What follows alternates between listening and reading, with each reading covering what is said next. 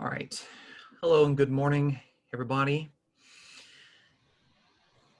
Once a month, we have a teaching where we very, very slowly work through the book of Revelation, which technically now has been going on for, it's over a year at this point. So, but I devoted a lot of my my doctoral work to understanding this book and realizing that it has a lot of practical applications because it's inspired scripture and we can draw inspiration and motivation from it. I hope that that is something that's going to motivate you. So, okay. So without further ado, I'm going to go ahead and share what we have for today. Let's move this over this. Okay.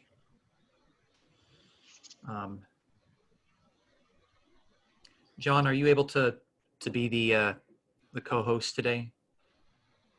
Yeah, I actually made Kenny a co-host as well because I've got some stuff I'm doing, so I'm going to be popping up and down. I think he stepped away though, but I should be able to. Can you mute the people that are that have live mics? Okay. Yep. All right.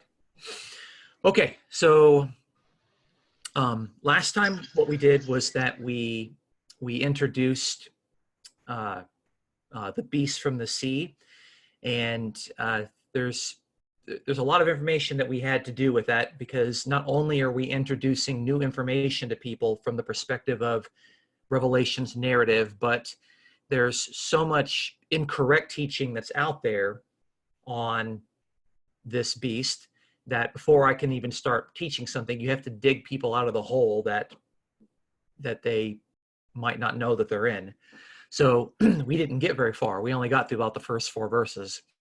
So we're going to recap a lot of that and just kind of build on top of it. But to do that, it's actually good to just read the entire passage, which is only 10 verses. And hopefully we can pull out of this imagery that was meant to dissuade the Christians of those 7 churches in Asia Minor from a certain type of behavior, and we can draw inspiration from that today. So let's look at this passage. So our primary passage is going to be Revelation 13, 1 through 10. But I have to break that passage down into 2 slides. So as you read through this, just a couple of things that I want you to kind of look out for. One is really try to take in the rhetorical power of the symbolism and the imagery, okay? Like how is the symbolism making you feel? Okay, like think about the emotional effects that it has. And the second thing is that I want you to look out for what is called the passive voice. I want you to look out and I want you to see how often that something is passively given to the beast. Okay, so I want you to just kind of look out for that, because that's going to be a common theme through here. Okay, so first 10 verses of Revelation 13, I'll start off here. And the dragon stood up on the sand of the seashore. Then I saw a beast coming up out of the sea, having 10 horns and 7 heads, and on his horns were 10 diadems, and on his heads were blasphemous names. And the beast which I saw was like a leopard, and his feet were like those of a bear, and his mouth was like the mouth of a lion. And the dragon gave him his power and his throne and great authority. I saw one of his heads as if it had been slain, and his fatal wound was healed. And the whole earth was amazed and followed after the beast, and they worshiped the dragon because he gave his authority to the beast. And they worshiped the beast, saying, "Who is like the beast, and who is able to wage war with him?" There was given to him a mouth speaking arrogant words and blasphemies, and authority to act for 42 months was given to him. And he opened his mouth in blasphemies against God, to blaspheme his name and his tabernacle, that is, those who dwell in heaven. Verse 7. It was also given to him to make war with the saints and to conquer them. And authority over every tribe and people and tongue and nation was given to him. All who dwell on the earth will worship him, everyone whose name has not been written in the book of life of the Lamb who has been slain from the foundation of the world. If anyone has an ear, let him hear. If anyone is to go into captivity, to captivity he goes. If anyone is to be killed with the sword, he is to be killed. Here is the perseverance and faith of the saints. So I don't apologize about this passage, that this is not really the type of teaching that you would get in a Christianity 101 session. This is setting the bar extremely high because it gives the image of a terrible opponent and foe for those Christians living in the seven churches. And then it ends by saying, look, you might go into captivity and you might be executed. You need to have endurance and you need to be faithful as the saints. And it's like, wow, that's really tough. That's really tough. But that's what Jesus had to go through. Jesus was taken into captivity and Jesus was executed. And yet he demonstrated faithful endurance. He demonstrated the faithfulness that we can follow and emulate. And Jesus is an example. As we read in the Gospels, he's someone that we can look at his life and we can say, hey, look at what God can do through an obedient human being. God can also do that through us if I'm also faithful and obedient. So I'm looking at this passage and thinking, okay, how can I draw inspiration for my Christian life today based on this prophecy that was given to those seven churches? Okay, so what did we learn last time? What is kind of a recap? Because last time we went through in detail the first 4 verses, and I just kind of want to give that recap because we only do this once a month because it's a lot to process. I get that. And we just have lots of other things we want to do. So what did we learn last time? Revelation has not one, but 2 evil beasts, okay? I know a lot of people like to talk about the beast from Revelation as if there's only one, but Revelation 13, 1 through 10 has the beast from the sea, and then 11 through 18 of the same chapter has another beast, the beast from the land. There's 2 beasts, not one. Okay, so this initial beast, the one we're looking at, is the beast in the sea, and it's defined as emerging from the sea, and it is likely the same beast that was already introduced in 11 verse 7, which is the beast that comes up from the abyss, okay? And I demonstrated in the last teaching that the abyss and the sea are often similar terms or synonymous terms within the Old Testament. And so a beast that's emerging from a watery abyss is probably very similar to a beast that is emerging from the sea, okay? And again, if something has its identification with the abyss, it's probably not something on the side of God. If something has its identification with the sea, which is regularly portrayed as kind of the unstable and chaotic evil in the world, it's probably not something that's associated with God. And that imagery helps you to define it and see it clearly. But for readers of Revelation originally, they would be tempted to compromise with this beast. Okay, since it, the beast in the sea, combines evil traits from all 4 of Daniel's beast kingdoms, which were Babylon, Media, Persia, and Greece, this current beast would represent a new threat, okay? So it takes all of the terrible things of 4 former beasts and it combines them into a new threat. And the obvious nation from the perspective of the 7 churches would be Rome. That's pretty much a consensus in Revelation scholarship today, is that the beast that was threatening those 7 churches was a Roman beast.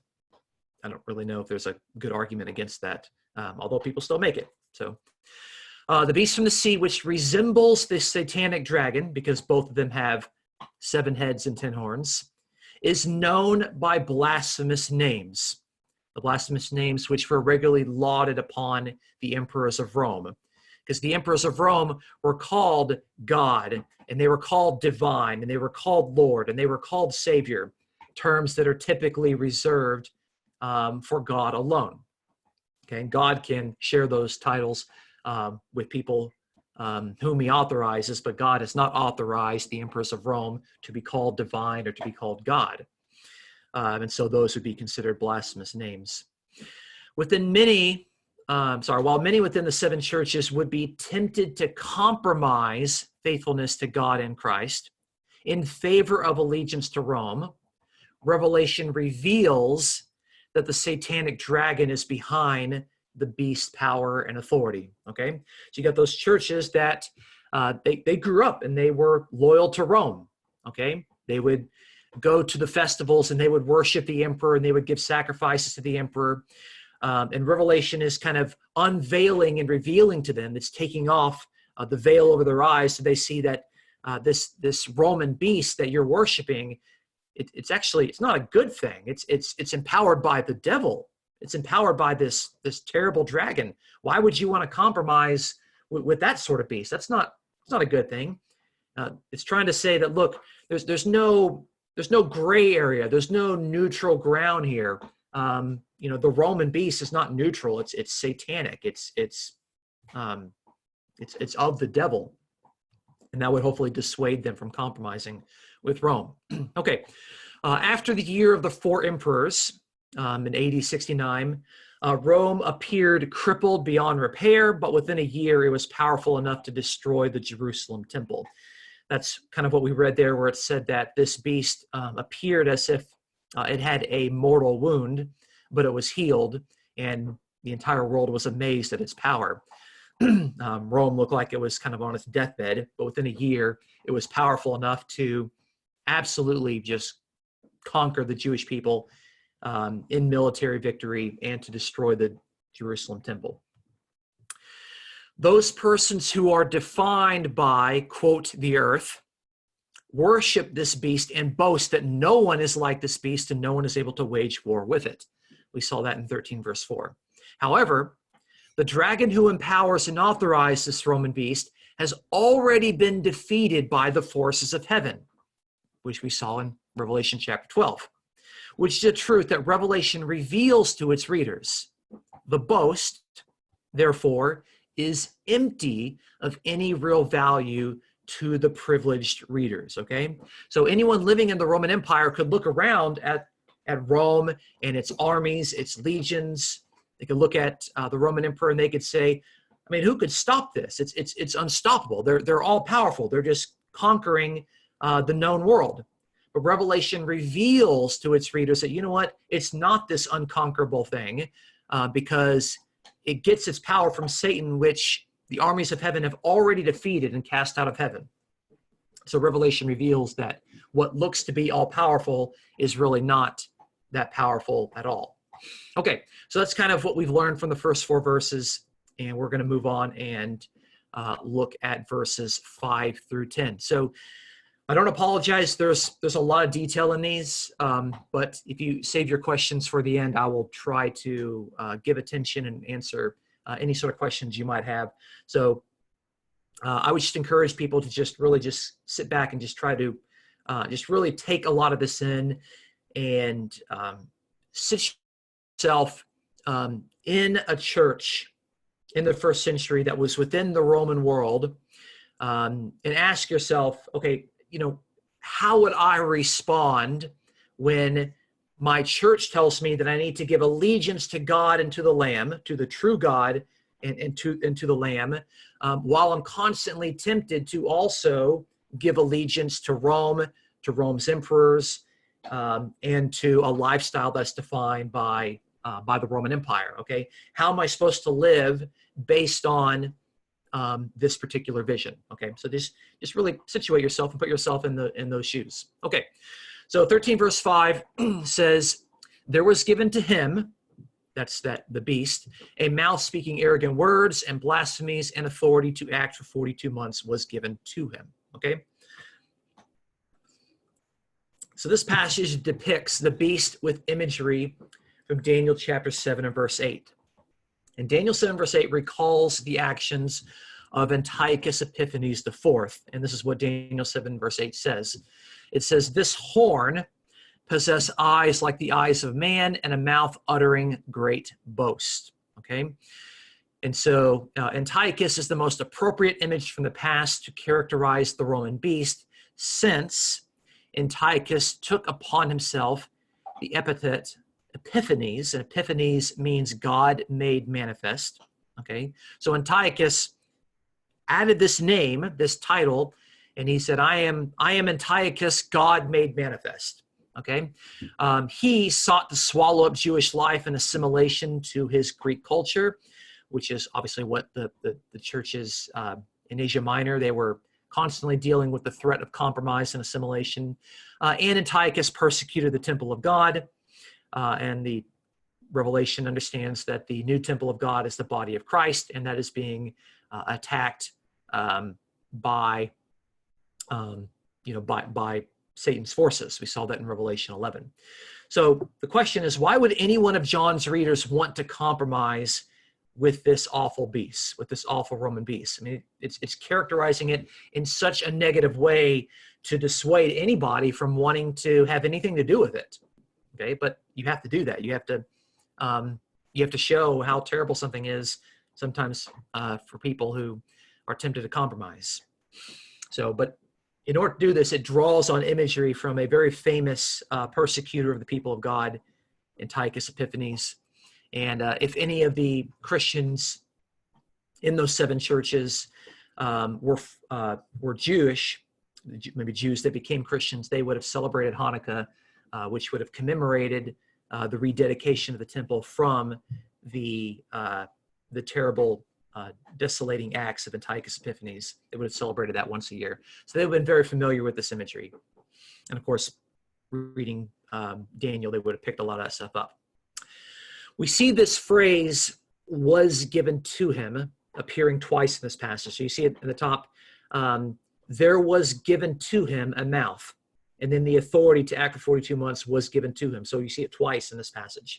And this is what Greek linguists call the divine passive, okay? And it's really important because this shows up in Revelation a lot, okay? It also shows up in the New Testament quite a lot. The divine passive is a way of showing reverence to God by saying, okay, typically we don't like to use God's name, and so out of respect, instead of saying God did something, we're going to say that something was done in the passive to indicate that God did it, but we're kind of distant, we're showing reverence by not saying God's name, and we're going to use the passive instead, okay? And Revelation does this a bit, like quite a lot, actually. Okay, so whenever you see that that's used in the passive, where it says, there was given to him, the understanding is that God is behind that. God gave him that. And what this tells us, by the way, with the divine passive, is that God is actually ultimately in control, and he's actually allowing all of this stuff to take place. What I mean by God ultimately being in control is not in the Calvinistic sense of God controlling all of us and controlling all of our actions, but you see this evil is taking place in the world, and you think, where is God? Is God even looking? Does God even care about us? Has God abandoned us? And what Revelation is assuring its readers that, you know what? No, God is still on the throne. God is in control. None of this evil is so out of control that God is unable to snap his fingers and to fix it, okay? Because at any moment, God could send Jesus back and to fix all of these things. And yet we already know that the victory is already sealed because of the death and resurrection and the ascension of Jesus Christ. And so whenever we see that, oh, wow, this beast is got these arrogant words and it's blaspheming God and it's got authority to act for 42 months, this is all under the control of God, who is still on the throne, and God who is in charge, okay? And so that the divine passive is actually telling us that, hey, let's have some confidence. God's got this. It's going to be okay. It might look awful right now, but God's going to take care of it in the end. All right. That's the function of the divine passive. Okay. So just as Antiochus and his Greek armies persecuted and fought against the people of God for 3.5 years, that actually happened in the past, the Roman beast has authority for 42 months. 42 months equals out into 3.5 years, okay? And 42 months or 3.5 years is a symbolic number in Revelation. I can't emphasize that enough. It's a symbolic number in Revelation that indicates a limited period of persecution, okay?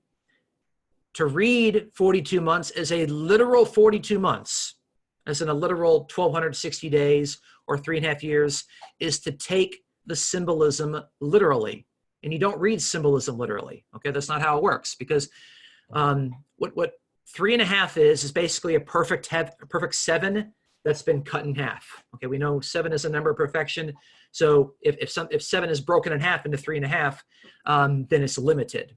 Okay, and so 3.5 years or 42 months is just a symbol, an image for a limited period of persecution. Okay, the mistake is to come to Revelation to say, I want to read that literally. Okay, because it doesn't work. It's not how it's not how you read imagery. Okay. Okay. Verse 6. And he, the beast, he opened his mouth and blasphemies against God, to blaspheme his name and his tabernacle, that is, those who dwell in heaven. All right. So blasphemy against God's name is indicative of the Roman beast claiming titles that ultimately belong to God. We've talked about this a lot. Like every single one of the Roman emperors, okay? If you start with Augustus and you go to Tiberius, and then you go to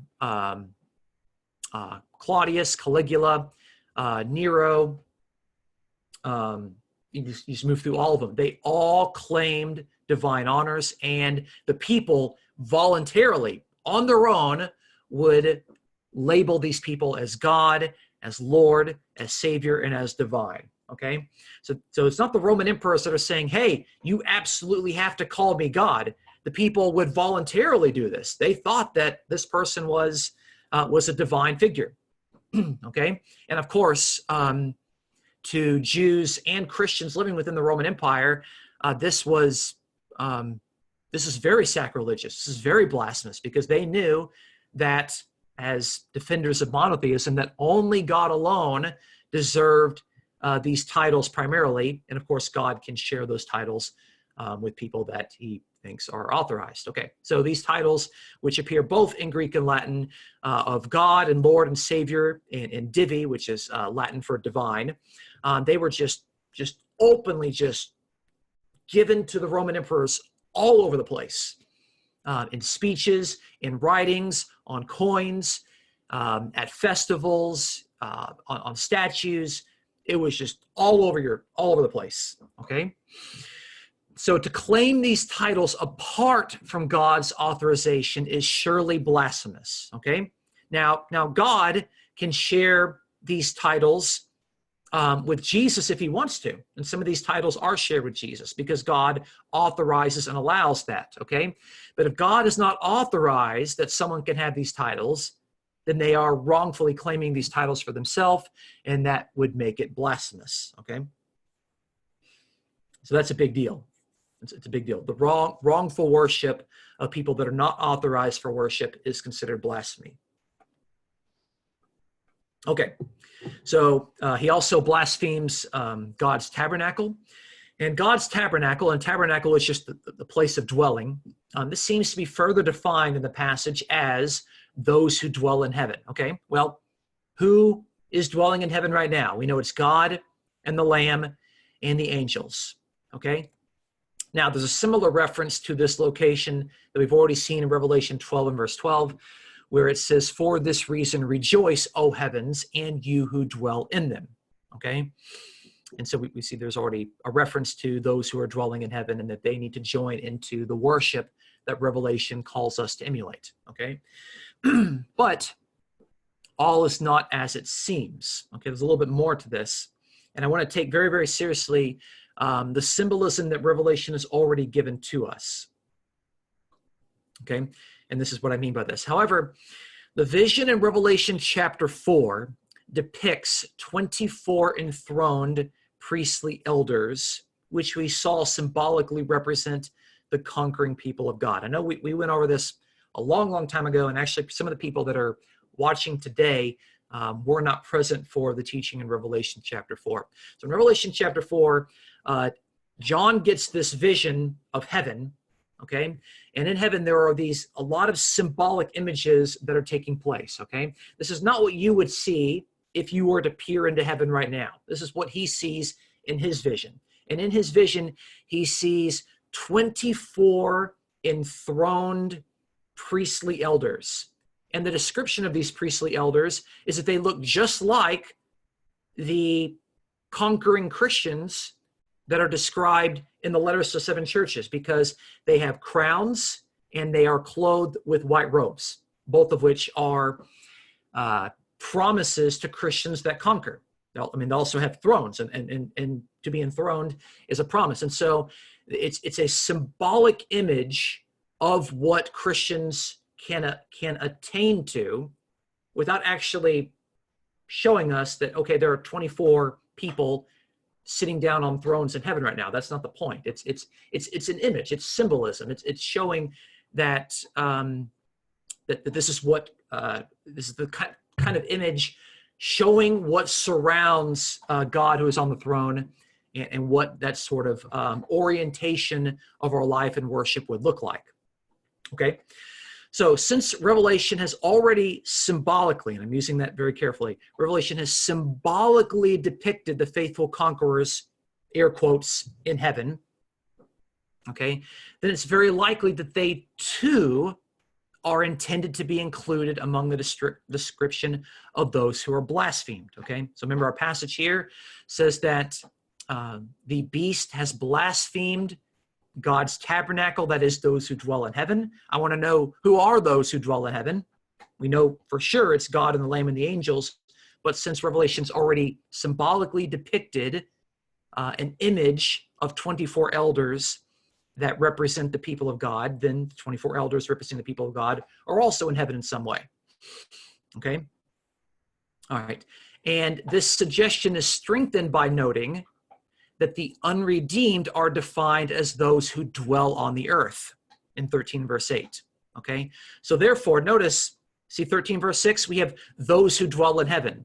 In 13 verse 8, we have those who dwell on the earth. Okay? And those are not considered to be locations. They're meant to be identifications. Okay? To be defined by heaven means that you're on God's side. To be defined by the earth means you're on the side of the devil. Okay? This is how Jesus in John's gospel can say, you are of the earth. Not that they came from the earth, but they're defined by this fallen system that is in need of redemption. And those who dwell on the earth are those who are in need of redemption. Those who are defined by heaven are those who have been redeemed, and they're defined by God, because heaven is just another way of defining God, like the kingdom of God and the kingdom of heaven, okay? So heaven and earth, they function as identifications of human beings, not the locations where they reside. And that's really important to see, especially in apocalyptic literature, okay? So I know that might sound like a lot, but the imagery is actually pretty consistent there. So we're going to see later in our passage that there are going to be people that are defined of the earth, but that's because they need to be redeemed from the earth.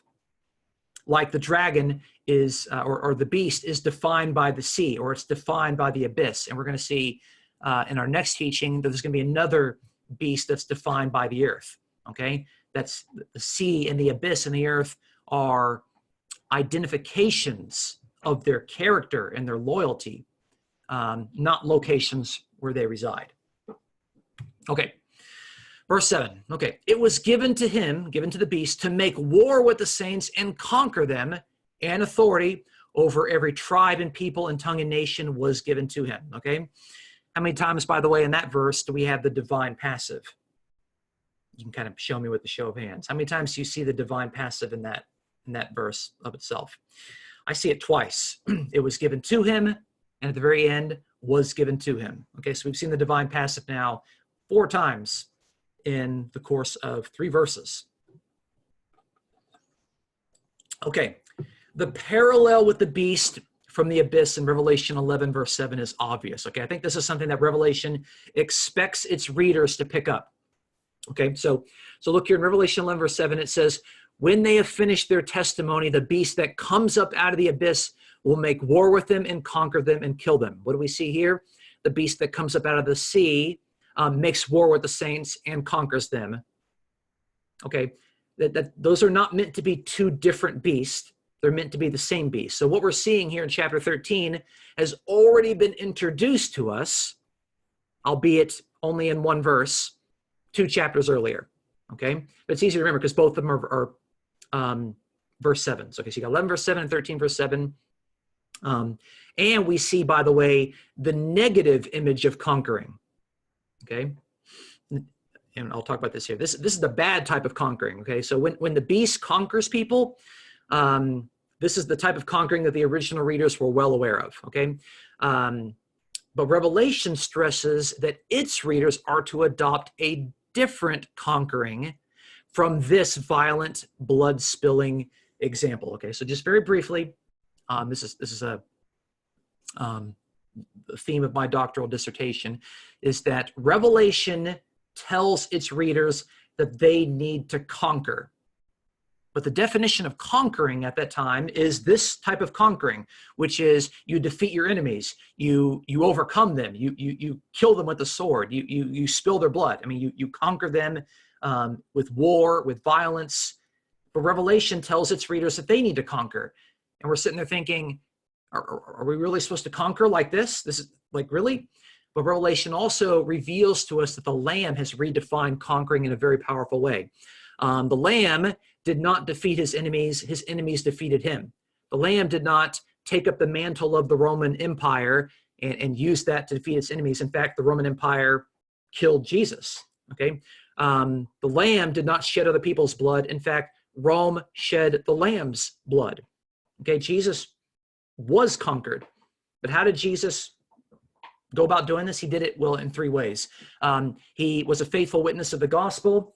He demonstrated endurance without compromising, without resulting in violence, and he was willing to be faithful to the end of his life, even if it ended in martyrdom. And those 3 characteristics of what it means to be a conqueror like Christ are ethical examples that are set before readers of Revelation all over the place as ethics that we are to adopt if we are to conquer like Jesus conquered. Okay, so we've got the normal definition of conquering, which is the typical definition of, as you're seeing here, shedding blood, making war, violence.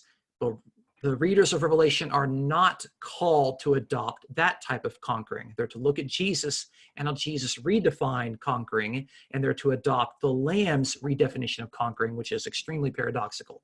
Okay, so that saved you 200 pages of reading.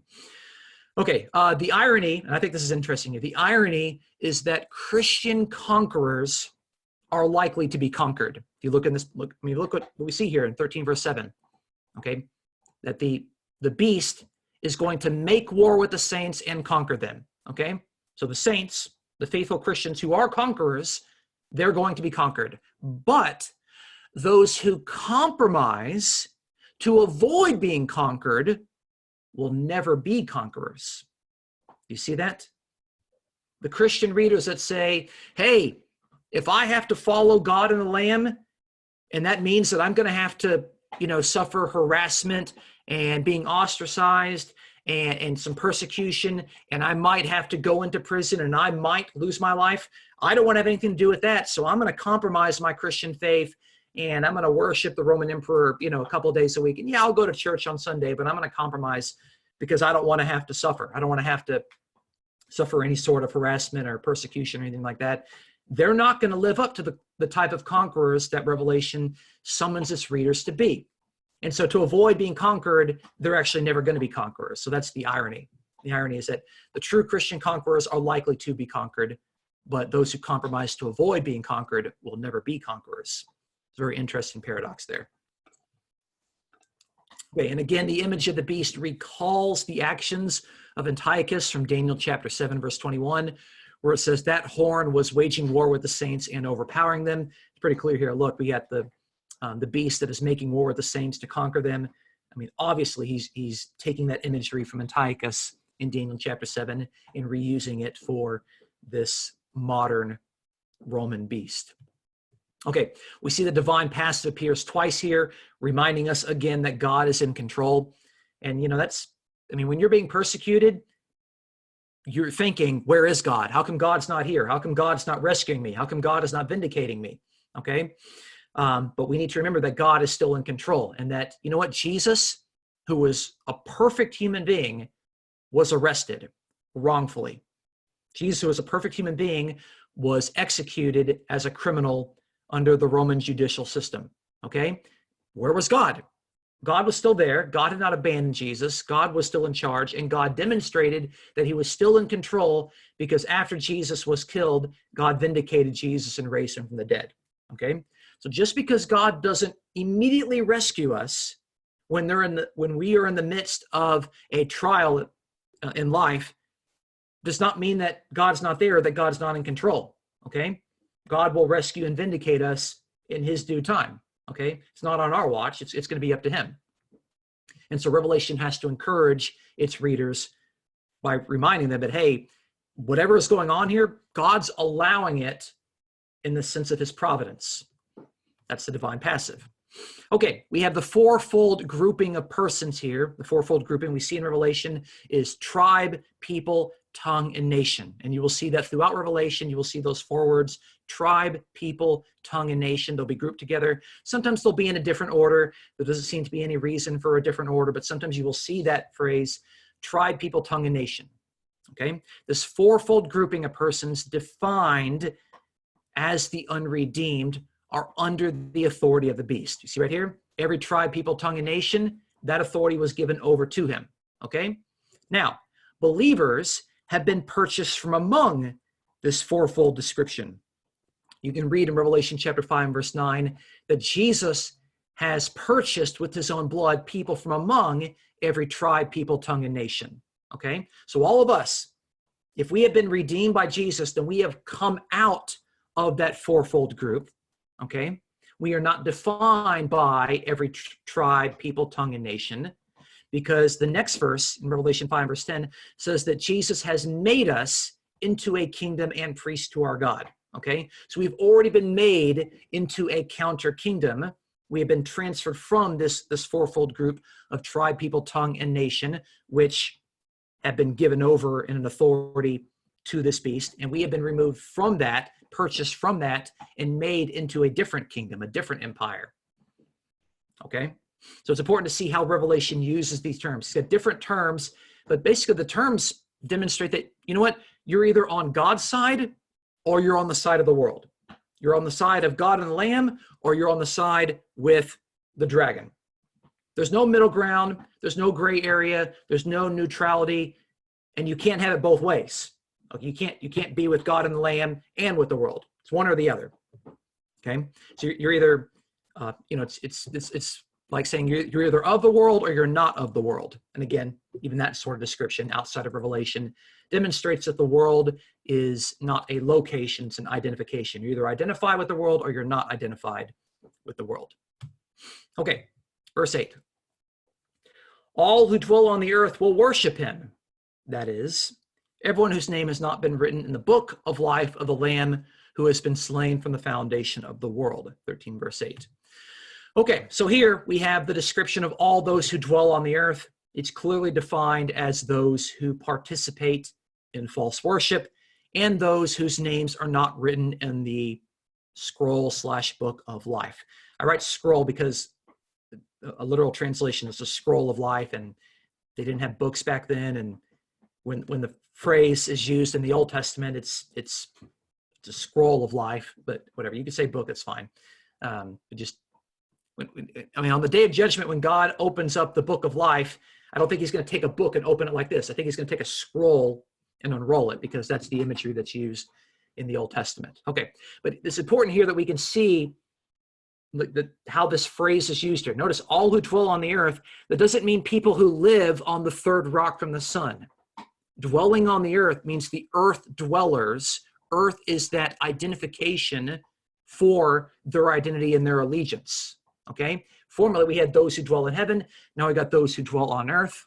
Okay, and those who dwell on the earth is defined as everyone whose name has not been written in the book of life of the Lamb. Okay? So if we want our name to be written in the book of life of the Lamb, we do not want to be identified as those who dwell on the earth. We want to be redeemed from that group. And of course, we're seeing here that those who are, they're previously described in the last verse as that fourfold group of tribe, tongue, people, and nation. Here's just another way of modulating that imagery to those who dwell on the earth. Okay. So the point is, you do not want to be a part of this group, okay? You want to have been redeemed from this group. Okay, so let's talk about the Book of Life. The Book of Life is a heavenly scroll that lists the names of the redeemed, okay? And it will be referenced on the day of judgment, because later in Revelation, it says, quote, if anyone's name was not found written in the Book of Life, he was thrown into the lake of fire, okay? Revelation 20, verse 15. So guess what? You want to be in the Book of Life. We're reading here in Revelation 13 and verse 8 that if you worship the beast, you will not be in the Book of Life. Okay? So what's the conclusion? Don't worship the beast. That's obvious. Okay? Now, this is also shown up earlier in Revelation. Christ promises the faithful conquerors, they should be conquerors, excuse me, not conquerors, conquerors, that he absolutely will not erase their names from the Book of Life in Revelation 3 and verse 5. Okay, so if you're a conqueror, a Christian conqueror as defined by Jesus, you will not have your name erased in the Book of Life. Okay, but the Bible assumes that the unfaithful people of God will be blotted out from this book. And I gave you some passages where this shows up. I don't have time to look at it. You'll just have to put these down for your notes. But in Exodus 32, this is the golden calf incident. And Moses says, God, please forgive them. Please don't blot them out of the Book of Life. And God says, if they are unfaithful, I will blot them out of my Book of Life. And then Psalm 69:28 says that the Book of Life is only for the righteous. Obviously not for the wicked. Okay? But Revelation is trying to stress that accommodation to the lordship of Rome will result in having one's name blotted out of the book. Conclusion, don't worship the beast. Don't worship his image. That's clear, okay? It's a salvation issue. That's basically what it's saying. Okay, now we got this phrase here. I want to read this passage in 13 verse 8. Everyone whose name has not been written in the book of life of the Lamb who has been slain. And then we have this phrase, from the foundation of the world. I want you to think about that phrase, from the foundation of the world. I'm going to take my little pen here, and I want to underline that. Let me see if this will, okay. Let me see if this will work here. Okay. All right. Did that just circle in red for everybody to see? No? Okay, well, I'm not sure why that happened. Okay. Okay, so that phrase, from the foundation of the world, is sometimes moved around in translation to modify the names rather than the natural translation of the word order, which modifies the Lamb. What I mean by this is that some of your translations, and even my New American Standard, takes this phrase, from the foundation of the world, and it removes it from the Lamb that has been slain, and it attaches it to the names. Like some translations will say, everyone whose name that has been written from the foundation of the world in the book of life of the Lamb who has been slain. Okay? But if you look at the Greek text and you just translate it naturally, the phrase, from the foundation of the world, follows after the Lamb that has been slain. Okay? But some people will remove that phrase and they will attach it to the names. Okay? So the question is whether it is our names that have been written from the foundation of the world in the book of life, or is it the Lamb who has been slain from the foundation of the world? Okay? And so you could argue that actually grammatically it's ambiguous, but the word order of the Greek actually has the phrase, from the foundation of the world, attached to the Lamb. Okay? So to say that the Lamb was slain from the foundation of the world is to indicate that his death was in the plans and purposes of God from the beginning, what I like to call notional preexistence, which is preexistence in God's mind, okay? So and I think that's the correct translation. I think what we have up here on the screen, Revelation 13, verse 8, which says that the Lamb has been slain from the foundation of the world. I think that's right, okay? But obviously, Jesus was not literally slain when the world was created. We get that. Nobody would ever read that literally. It's only slain in God's mind, in God's plans, in God's purposes. And that's a common biblical teaching, to say that Jesus, the Lamb, was in God's plans and God's purposes and in God's mind from the beginning.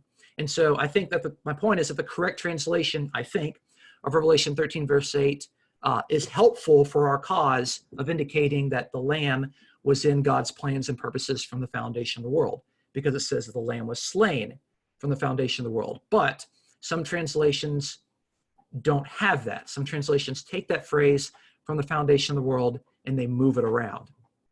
Okay, so that's what's going on there. But I'm making a case that from the foundation of the world should be linked to the Lamb who has been slain, not to our own names. Hopefully that made sense to you all. Okay, 13 verse 9. If anyone has an ear, let him hear. So just kind of already at this point, we have moved away from talking about the beast, and now John has turned and he's now directing his audience, okay? So that this shift right here is, not only is the shift something that should get our attention, but the fact that he's telling us, if you have an ear, pay attention to what I'm about to tell you, that should get our attention. Okay, so John moves away from describing the Roman beast from the sea to addressing Revelation's readers directly. This familiar summons has already appeared 7 times within the exhortations of the 7 letters, okay? Every one of the letters to the 7 churches has this phrase, if anyone has an ear, let him hear. Generally right before or after an exhortation telling the Christians how they're supposed to live, okay? It's also a frequent saying of Jesus in the Gospels. You can see this, if you search it, it's either if anyone has an ear, let him hear, or if anyone has ears, let him hear. You'll see this Jesus saying it all over the place in Matthew, Mark, and Luke, okay? And it serves as a heightened reminder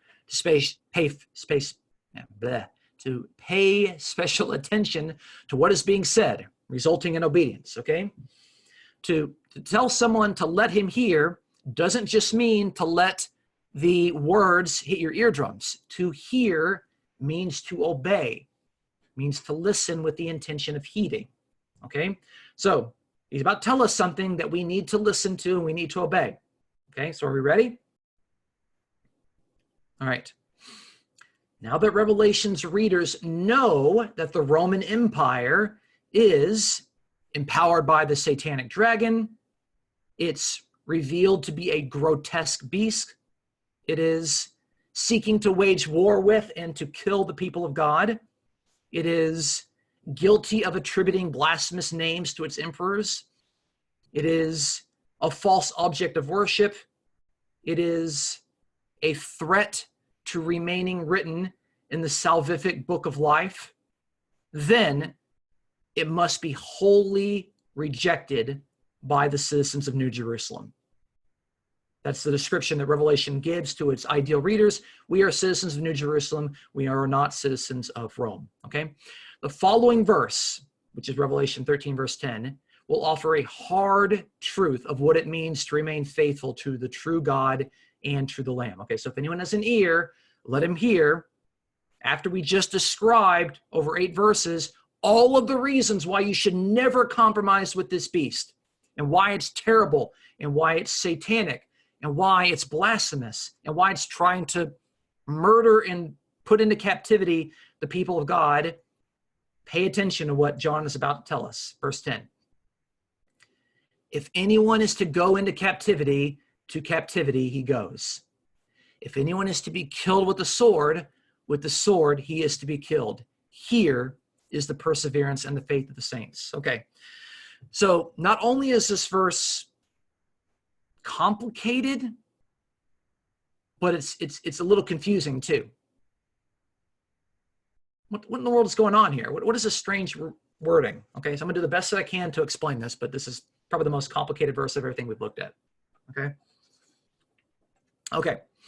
First thing that we need to know and it might not have been apparent to you, is that John is strategically drawing on two passages from Jeremiah.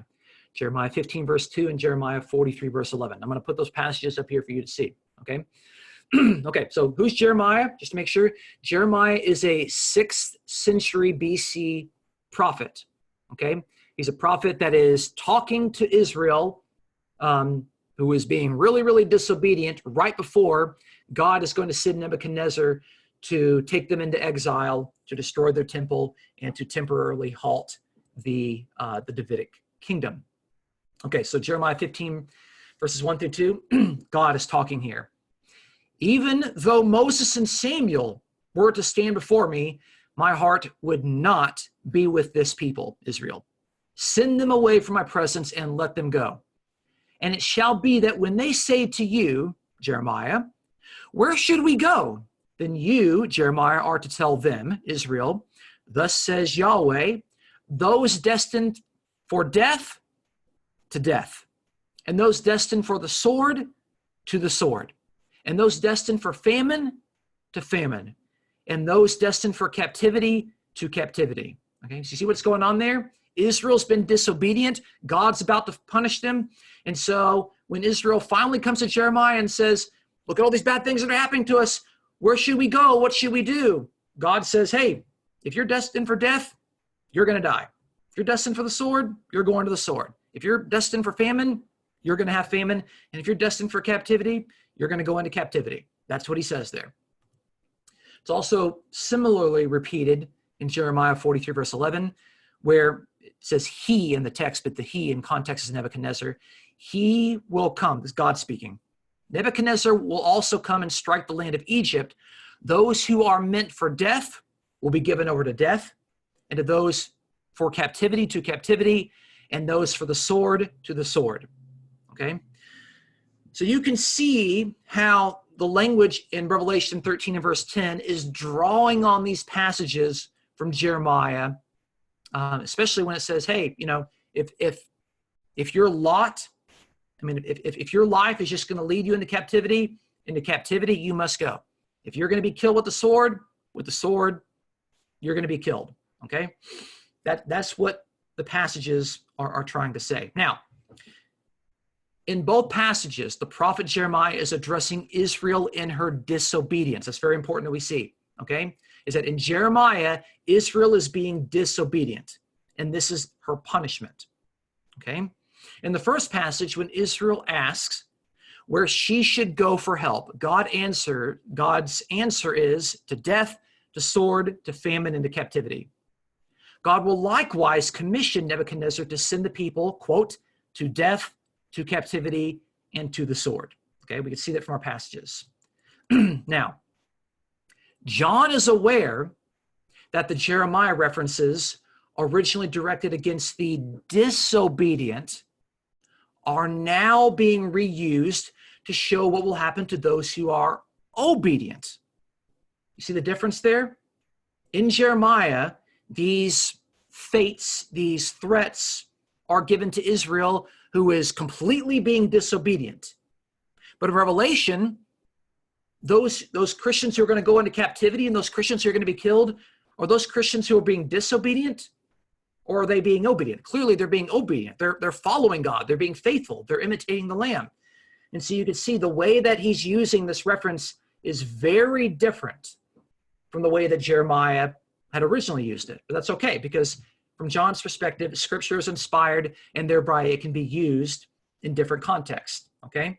So the original definition of the way it was in Jeremiah is not the way that's being used here. I think that's the clearest point. Okay. When the faithful readers of Revelation find that their loyalty to God might get them thrown into prison, into captivity, or executed, killed with a sword, this is not an indication that God is punishing them, which might be a natural way that you would think of something. If you're being thrown into prison, you think, is God punishing me? What am I doing wrong? Am I sinful? I'm being killed. Is God allowing this to happen? Am I being punished? Am I being punished for my sins? Revelation is trying to say, no, you're not being punished by God, okay? Rather, their suffering is in the sphere a faithful imitation of the Lamb, who likewise suffered captivity and execution at the hands of the Romans while living a faithful life. And that is the key. That's the key. We are imitating the Lamb. We are followers of the Lamb. We are conquerors in the way that Jesus conquered. But Jesus, as a faithful conqueror, suffered captivity and being put to death. And Revelation is saying, look, if you too are faithful, you might go into captivity. And if you go into captivity you must go. If you're going to be killed with the sword, you must be killed. And here, this is the definition of perseverance and the faith or the faithfulness of the saints. That's what Revelation is saying, okay? All right, so the thought of suffering for the faith in a manner that gets one arrested or killed could easily dissuade faithful behavior. I mean, am I right? I mean, if you were told that tomorrow, as a Christian, you're going to get arrested and you're going to get killed, that might dissuade you from being a faithful Christian, okay? But John is clear that if you are going into captivity you must go. And if you're going to be killed with the sword, if you're going to be killed, being killed is what must take place. Instead of compromising and recanting, John calls his readers to endurance, which is the faithfulness of the saints. Endurance or perseverance, same word. They are not called to reject the faith because some might suffer. And not everybody suffers. Not everyone gets thrown into captivity, and we all know not everyone dies as a martyr, okay? The Christians in the 7 churches, obviously not all of them went into captivity, and obviously not all of them died as a martyr, okay? They're also not called to respond with violence if they are to suffer, okay? Okay, if you're going to be arrested, that's your lot. If you're going to be killed with the sword, that's your lot. They are called to patiently endure with faithfulness and nonviolence, okay? So when I read that last little part in 13 verse 10 where it says, here is the perseverance and the faith of the saints. I'm reading faith as faithfulness that defines the saints, and I'm reading that as what is called exegetically, okay? The word "and" there is a meaning like the word faith of the saints is what defines perseverance, okay? How do we have the faithfulness of the saints? We demonstrate perseverance. We demonstrate this faithful, stubborn steadfastness that's not going to compromise, that's not going to recant. And you know what? We're not going to respond with violence if it turns out that we have to suffer for the faith by going into captivity and to being executed with a sword. That's the faithfulness of the saints. And that is a high standard. But you know what? That is a standard that Jesus demonstrated for us. And that's a standard that Revelation calls us to take courage and to accept as our own. Okay. By the way, you might have a translation that says, if anyone kills with the sword he is to be killed. But the textual experts regard the passive to be killed to be the original reading. Excuse me. And so if you have a translation that says, if anyone kills with the sword he is to be killed, that's probably not the best textual reading. And so we see that a lot of the modern translations have changed it to the passive. Not changed it, but they've adopted the passive as the best reading. Otherwise, it would say that if you kill people with a sword, you're going to be killed. Either way, it calls you to nonviolent perseverance. But the fact is that the Jeremiah references are all in the passive. So it's likely that the original reading is also in the passive. Okay, so how in the world do we apply this message to our life? That's the real question. Okay, and that's very, very important to me, is that while Revelation was written to encourage and motivate the believers in the 7 churches, it's scripture, and scripture is applicable to all of us. And so we need to be able to draw applications for this in our life. Okay, number 1, Revelation summons its readers to live as citizens of New Jerusalem, a commitment that should not be compromised with their worship and lifestyle defined by any other citizenship. while the seven churches resided in the Roman Empire, they were not to allow that kingdom to define whom they worship and how they were to live. Modern readers, wherever they live on earth, whether you live in India or the Philippines or Canada or the United States or Brazil or the UK, they should take care to recognize if their current residence is tempting them to compromise their commitment to that which God and the Lamb demand, or that which God and the Lamb demands. Sorry. So we have a commitment that God and Jesus require of us. And if where we live calls us to worship something different or to live differently, we need to resist that compromise. Okay, those who lived in the Roman Empire, the Christians in the seven churches, they lived in the world, but they were not of the world. And they had to live differently because they knew that they were part of God's kingdom. They were citizens of New Jerusalem, and that they needed to live and worship differently.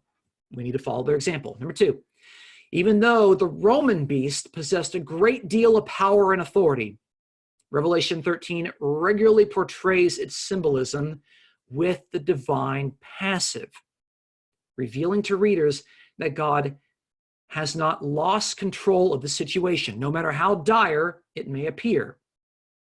We can, therefore, have confidence that God has not abandoned us in our trials and tribulations. Okay? The entire description of the beast is qualified over and over by saying it was given to him. It was given to him. God is allowing this to take place. God is still on the throne. God is in control. God has not abandoned us. And we can have confidence that God will vindicate us in his due time. It might be in this life. You might be rescued from tribulation in this life. You might not be, which means that your rescue is going to happen at the resurrection. But God is still in control. And we can have confidence in that because God rescued Jesus when Jesus was in the grave. And number three, those who resist assimilation by faithfully witnessing the gospel of the kingdom will very likely meet resistance, perhaps suffering captivity and the loss of life. If God vindicated Jesus from these two fates, then we can have the same hope that we too will be vindicated. We must exhibit steadfast and nonviolent endurance in imitation of the Lamb. So, a very, very powerful image that Revelation gives us. I need to escape. Are you guys able to see me, or is it still a black screen? I don't know why it's a black screen on here. Okay. Let's open things up for some questions and comments. Dustin, the topic this morning is, I think, timely. That there's, I just read an article this week that an African pastor who had been captured by Boko Haram, they broadcast him in captivity, and he used the opportunity to evangelize, and they executed him. And I'm listening to what John is saying here in this passage, and I'm thinking about that pastor, of staying faithful as a witness, to the end, and looking to the resurrection as his rescue, and not compromising, which he certainly could have done. And then the same thing has been going on with Chinese Christians recently. Yeah, and I there's a remember lot of stories coming out of Nairobi right now of Christians who are being martyred for their faith.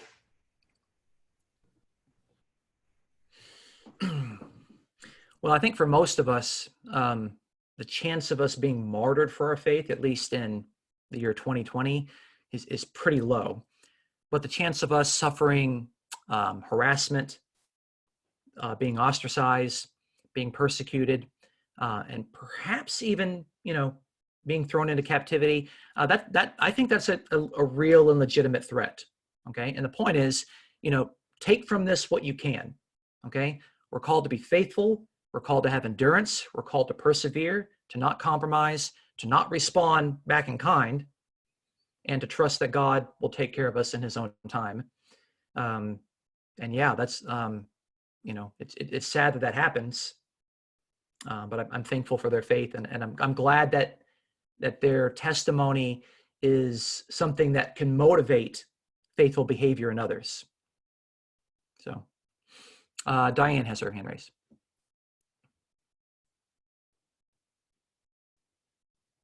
Okay, so I totally understand the African pastor, the Christians in China situation, because they're in the middle of evangelizing. They're trying to bring people to faith in God. So nonviolent response is understandable. I understand why that would be part of our faithfulness and our faithful nonviolent endurance. But 20 minutes from here, we had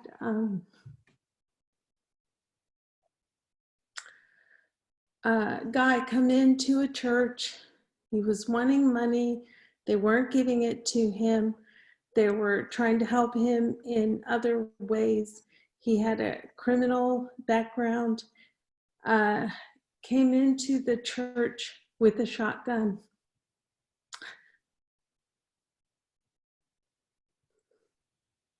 And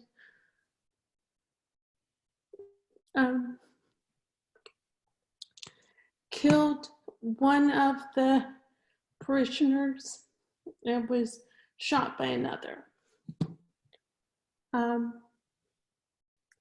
I am not a violent person, but I don't understand why we would not be allowed to defend ourselves in that kind of situation. To me, it's a little different because we're not evangelizing. They weren't evangelizing. They weren't being attacked because they were at church. They were being attacked because they weren't giving the guy money and because the guy had a long criminal violent history.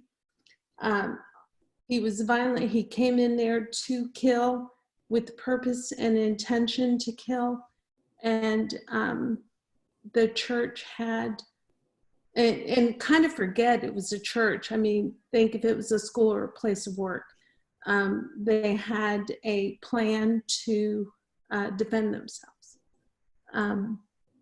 So I see a difference, but maybe there isn't one. Maybe God doesn't see a difference. I don't know. Explain that to me. Well, this is difficult, and obviously it's an emotional topic, and so I'm gonna take that into consideration when I give my response here. I think that in the midst of both our world and in the world of the first century, to where there are many different responses to how you respond, or like you could respond in a lot of different ways to that. Okay. Some would argue that is the right response, and some would say, no, that's not the right response.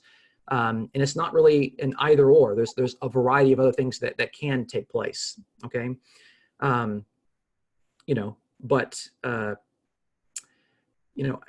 think what Revelation encourages us to do is that in the midst of all of the responses is to allow Jesus to be, is to be our example in how we function.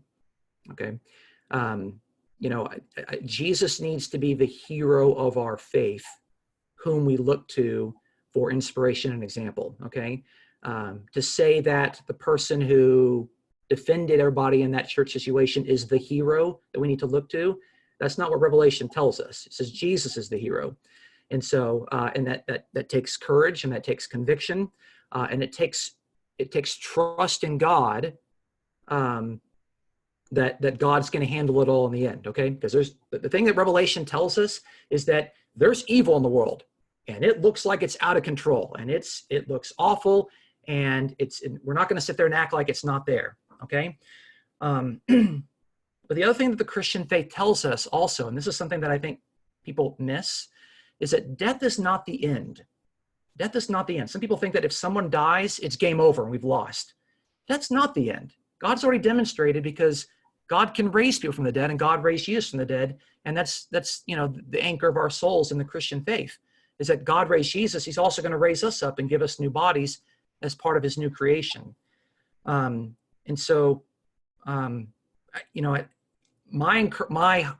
hope in trying to teach Revelation is to get us to, as Revelation tells us to do, is to look to Jesus and to follow him and how he does things, and then just trust that God's going to work things out there. So that's all that I hope that gives some sort of answer to that. So. Diane, I recorded a teaching a while back on this issue. It seems like it was earlier this year. I saw it. Yeah, and it tries to at least answer. There's some aspects, like Dustin talked about, it can be really challenging to give a kind of, oh, here's the answer, Sure. because it's just, it doesn't really work that way. But I would say this about the two examples that you were talking about, that there is one big significant difference between those two. Revelation is addressing the authority that they were under, right? So they're living in this Roman world, no different than the Chinese, mm-hmm. and what they're dealing with, right? Versus a criminal coming in and doing a criminal act, not having no authority, isn't the government, isn't the society at large, mm-hmm. Things like that, but is just a criminal who is doing a criminal act. Those are pretty different situations. But I agree with Dustin. I think the biggest problem that we have is that we forget that death is not the end. Mm-hmm. And that it's not, we're going to live forever, and keeping that perspective on those kinds of things, I think, makes a better difference in how we think about these things. Mm-hmm. Well, I live my life believing God has me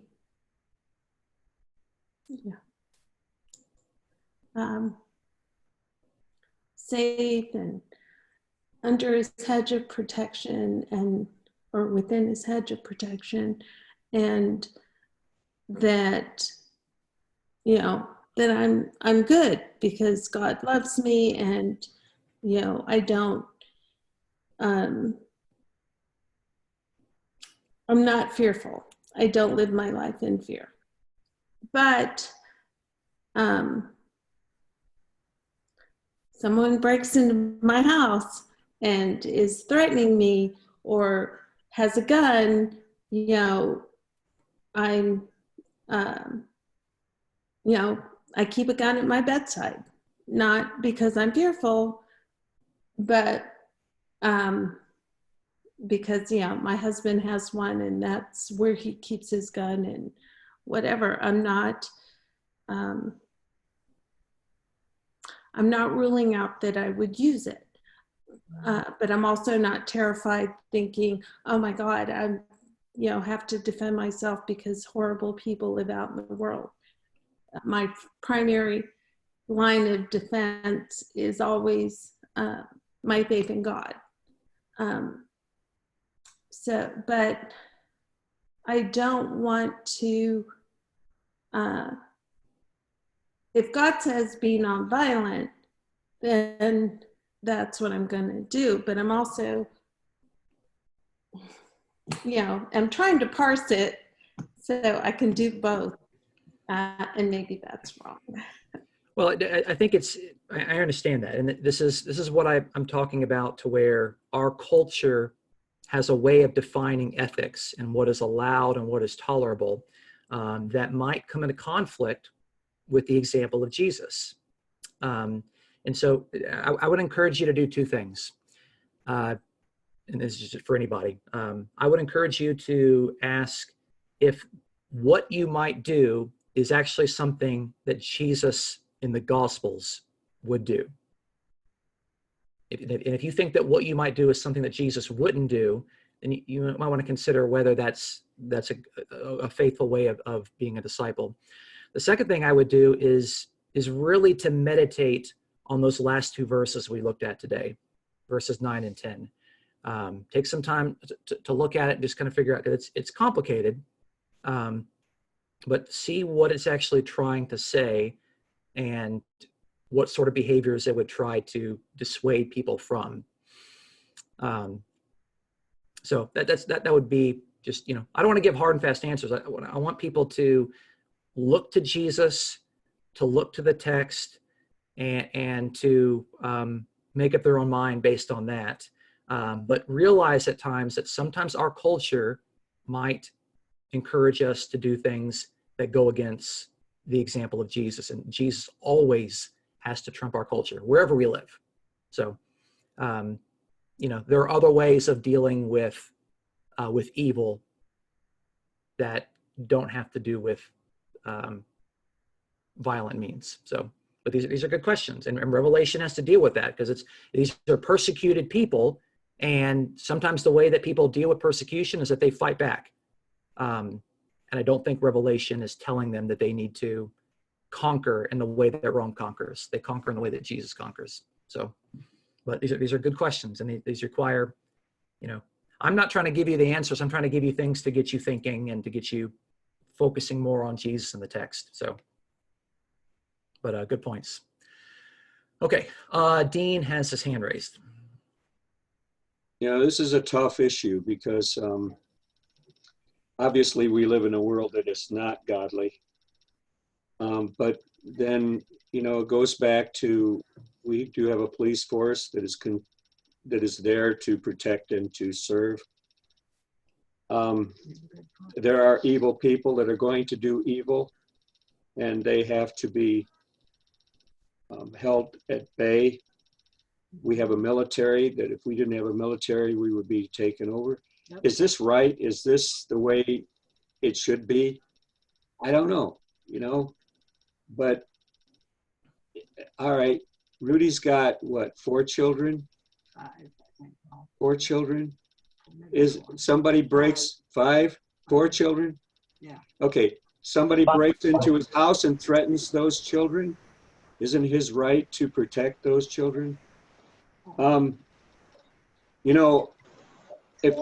I'm taking a stand for God and I'm persecuted, that's different. Yeah, completely different. I believe that's different.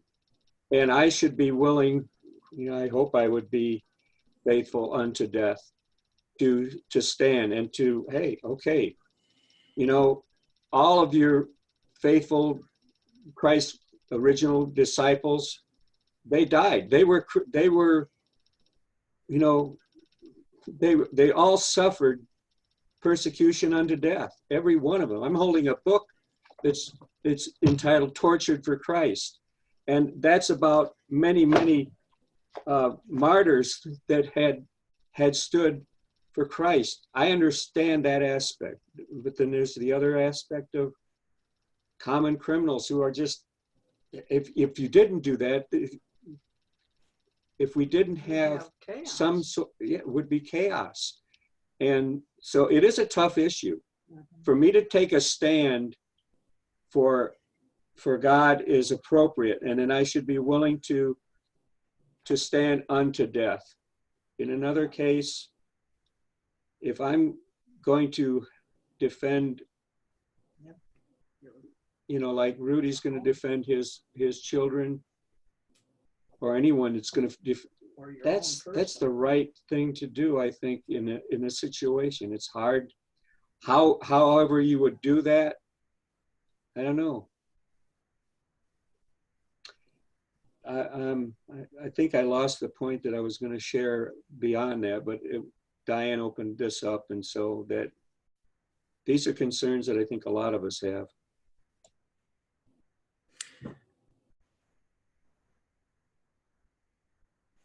Well, I hope that by looking at the passage I looked at today, people are not sitting there saying, well, what about the exceptions? What about the exceptions? That's, that I think that's the wrong way to approach this as well. And thing is, we'd like to start a family soon. We'd like to, we were thinking about these topics here. And I understand the desire to want to protect someone in your own family. But you also have to look at, did God protect Jesus from all the bad things that happened to him? He's the most loving God ever. And yet the answer, again, death's not the end. God was able to vindicate Jesus from the dead. So, I don't want everything to get so off topic that we miss. I don't want to focus on what Revelation's not saying to the point that we ignore what it is saying. And what it is saying is something that I think that we need to spend some time thinking on. So, okay. I know John had a comment, and then I'll go to Kenny. Yeah, the thing that you talked about in the teaching with verse 10 referencing back to Jeremiah was really interesting. I think that really gives a good, not only a good explanation to what John is talking about in verse 10, but is pretty, what's the right word? Really kind of, there's so many things to think about in terms of that. One is just the message of what he's saying, that in and of itself is pretty profound, and it's gonna, make you think for a while. But then also just the fact that the way in which he's using scripture is also something to really think about. The fact that, here's John, and he's taking these scriptures and using them in a totally different way than they were originally intended. And, but I thought it was good. I thought it kind of makes sense, because the passage, it seems a little odd. I also thought I don't remember if this was verse 10 or verse 9 with the word "and" there, the kai. Let me see. In verse 10. Oh yeah, at the end of verse 10, here's the perseverance and the faith of the saints. I don't know. Is that something that you're just seeing there, or is that something that's scholars are talking about? It makes sense to me. I'm like, oh, okay, yeah, that makes a lot of sense that the kai is being used there. And, what do they call that? I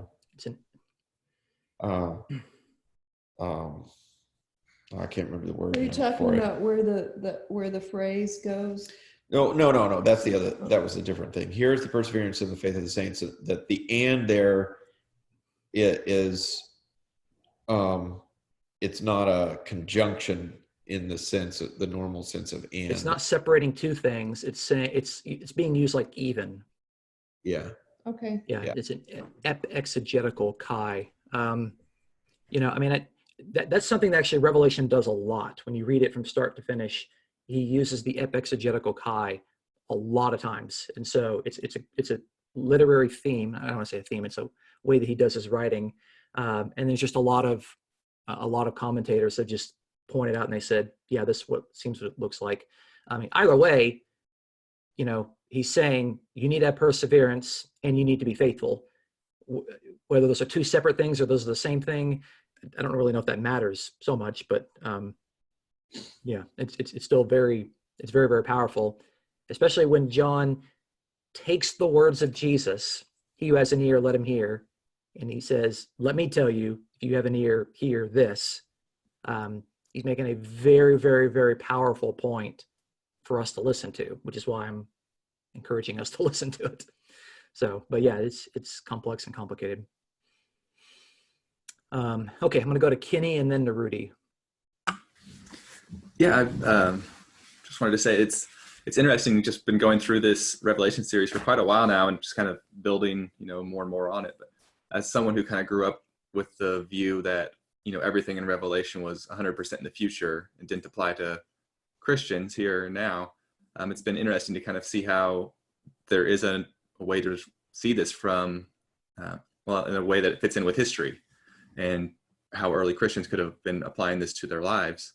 And really, as we've gone through it, there's not anything in Revelation that's, contrary to anything Jesus taught or, we see in the rest of the Bible, but it kind of makes the same points, but it actually adds like a richness to it and it shows things in a way that makes you really kind of think, look at things a little deeper than we had in the past, just, looking through what Jesus taught or something like that. It kind of points some different stuff out. So it's been really interesting. It has been encouraging as a, something that Christians should be looking at. I've been enjoying it. So I just want to say thanks for putting it together. And it's been a slow process going through this, but it's been really good. Yeah, what Kenny was saying, it made me think it's kind of like it's more, it's practical application of what Jesus said to these people's real, that were being spoken to, the churches, their real life circumstances, So yeah, I agree. It's really been great. It's kind of neat that we've been doing a lot of this alongside the Sermon on the Mount, because that's the point that I've made, is that I don't think Revelation teaches us anything that's brand new that hasn't already been taught in Scripture or by Jesus. It's just doing it from a different angle, a much more, I don't want to say symbolic, but metaphorical angle.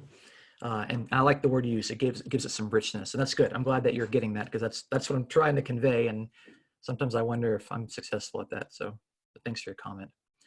Okay, up to Rudy. Just have a question that this was verse 10. Is it same teaching what Jesus said, that if you will lose your life, then you will keep it, and if you hold on to your life, then you will lose it, in the Gospels? Is that similar what verse 10 is saying? Yeah, I think that those two teachings would go hand in hand. I think they work together. They're obviously not contradictions, but saying it is one thing, and how we apply that is, that's the difficult. That's where the rubber meets the road, and that's why we need the help of God to constantly guide us and direct us, and we need the encouragement of all of us here in church, and we need the example of Jesus and the Scriptures, to help motivate us in that way. But yeah. Okay. Rick, you're welcome to ask any questions you might have. I don't want to put you on the spot at all. You're muted right now. Seema is saying something. Okay, so, yeah, sorry. if I correct me if I misunderstood. If I understand, it is like you might go into captivity or you might be killed and this, but whatever comes to you as a believer in Christ, you should endure it with patience, endurance, and faithfulness. And that is what is required of you, right? That's what it's trying to say. Yes, yeah. Whatever comes in your way, you just take it as God's will for your life, right? And Yeah, you know what? It doesn't mean that that you will remain in captivity, because in the book of Acts, there are a lot of Christians that were captured and God let them out of prison. There were people that were going to be killed, and God gave them a way out, okay? But they didn't give up the faith. They didn't compromise. They didn't recant. They didn't curse Christ. You know, they didn't pull out their weapons and fight back against the people that were arresting them. They didn't curse those people. They were patient, they endured, and sometimes God rescued them. Sometimes they didn't. I mean, James was martyred, Stephen was martyred, but Peter was let out of prison multiple times. So, but yeah, just patience and endurance. thank you. Okay, sorry, now back to Rick. If you had any questions, you're welcome to answer them or ask them. You'll have to, let me unmute him, sorry. Okay, I just unmuted you now. Okay. I don't necessarily have a question right now, but I just want to say thank you very much for this lesson. It's very, very instructive.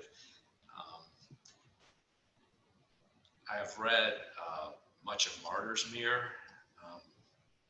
which was a collection, kind of a composition of martyrs from the earliest church through the Radical Reformation. And it's been a long, long history of folks who have given their lives for Christ. And I don't think it's going to end until the parousia.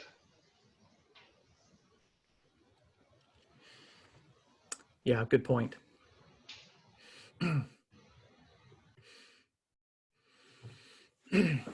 Anybody else have anything they'd like to add this today?